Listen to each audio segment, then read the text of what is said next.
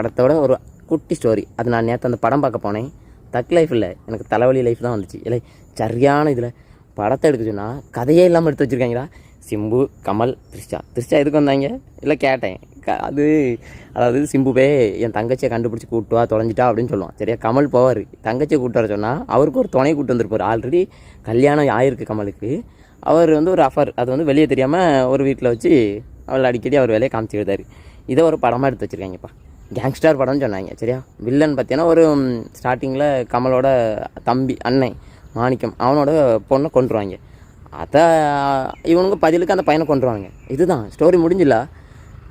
த்ரிஷாவோட அஃபரில் இருக்கதும் கொஞ்சம் அப்படி இப்படி இருக்க இதுவும் வச்சு ஒரு 4-5 சின்ன ஃபைட்டை வச்சு படத்தை எடுக்க சொன்னால் என்னடா இது கதையே இல்லாமல் காமெடி பண்ணியிருக்காங்கடா.